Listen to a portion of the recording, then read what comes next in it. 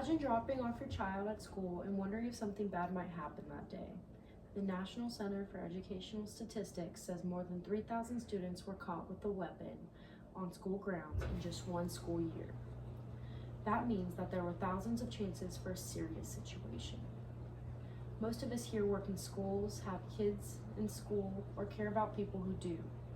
When a weapon shows up on campus, it does not just affect safety, it affects how students feel, how they learn, and how families trust schools.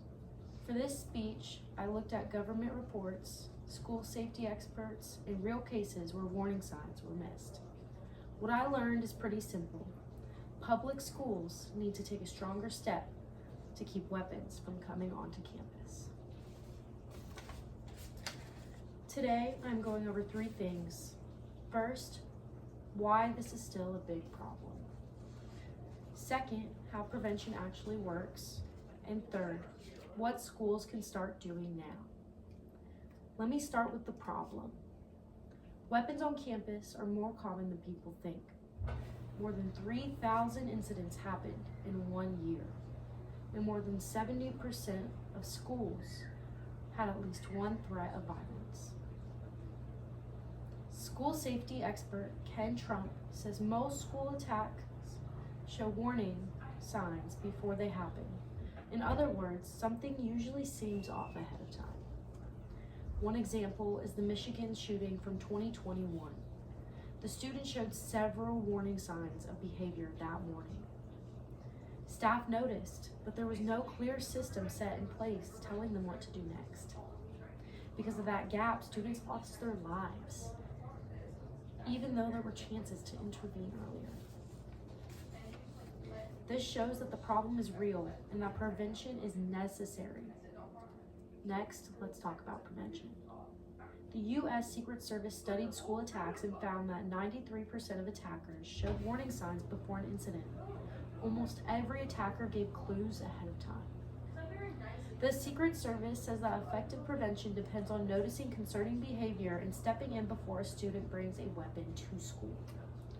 Prevention is not just a metal detector or tough rules. It includes mental health support, anonymous reporting systems, trained staff, and clear steps for handling warning signs. When schools use these strategies, they are able to stop problems way earlier.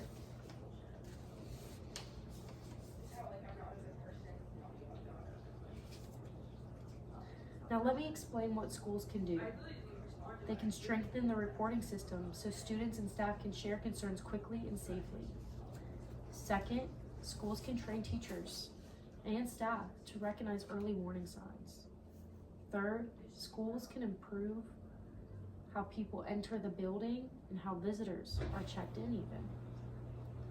Fourth, schools can increase access to counselors and mental health services. These steps do not turn schools into high security buildings. They just make the environment safer and more prepared. Weapons on campus are a serious and preventable problem. Stronger prevention helps students protect and creates a safer place for them to learn.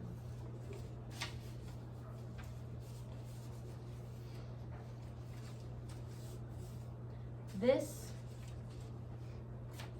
shows that the problem is real and prevention is definitely necessary.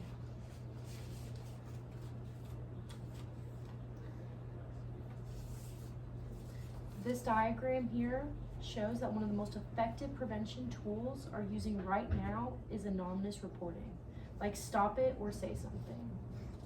These apps allow students, parents, and staff to report concerns without giving their name. That matters because many students are afraid to speak up. They worry about being labeled as a snitch, getting in trouble, or becoming a target themselves.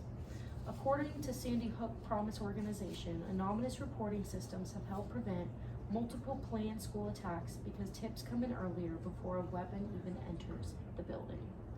In many of these cases, students noticed warning signs like threatening messages, concerning social media posts, or classmates bringing weapons to school, but only felt comfortable reporting it anonymously.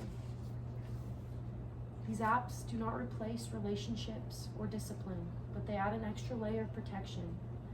They give students a voice when they feel unsafe, and allow schools to respond before fear turns into tragedy.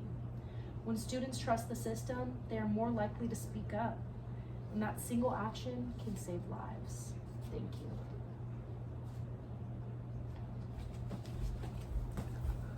Thank God.